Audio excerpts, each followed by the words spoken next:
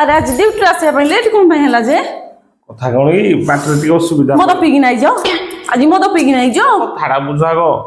ଏ ଦୁନିଆ ପରିସ୍ଥିତି ବାଧ୍ୟ କଲା ମତେ ମତେ ପିଇବା ତମକୁ ସବୁ ବାଧ୍ୟ କରୁଛି ଆମକୁ କାହିଁ ତ କେହି ବାଧ୍ୟ କରୁନାହାନ୍ତି। କଥାଟା ମୋର ବୁଝ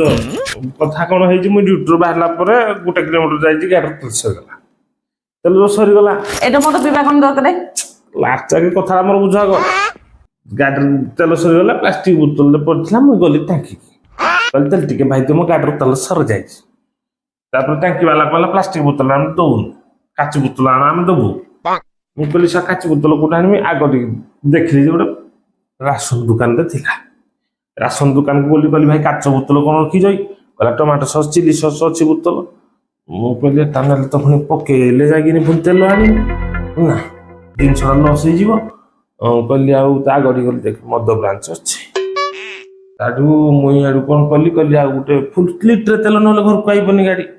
କହିଲି ଗୋଟେ ଫୁଲ ସାଇଜ ଦିଅ କ୍ୱାର୍ଟରେ ଦେଲା ପରେ ଚିନ୍ତା କଲି ଏକଟିଆ ତ ପିଇ ପାରିବିନି ପିଙ୍କୁ ଡାକିଲି ପିଙ୍କୁ ଗଲା ପୁଣି ଏଟା ସାରିଲୁ 2 ଜଣ ଯାକ ତାପରେ ଲିଟରେ ତେଲ ଆଣିଲି ଗାଡିରେ ପକେଇକିନି ନିଜେ ଘରକୁ ଆଉଛି ଆଉ ମୁଁ କିରା କରେ ମଦିଲି କର ଖାଲି ବାହାନା ଦରକାର କେମିତି ହେଲେ ମଦ ଟିକେ ନାଇଁ ବୋତଲଟା ମୁଁ ପକେଇ ଦେଇନି ଯେ ବୋତଲଟା ଆଣିଛି ଘରକୁ ୟା ପରେ ଯେବେ ତେଲ ସରିବ ଆଉ କିଣିବିନି ସେଇ ବୋତଲରେ ପୁଣି ତେଲ ପକେଇବି ମଦିଲି 12 ବାଟି ଚାଷୁ ମୋର ରାତି 1 ଗଡେଇ ଗାଡି ଆଣି ଖାଇଛି ଯେ ଭଲ ହେଇଯାଇତା ତମକୁ କି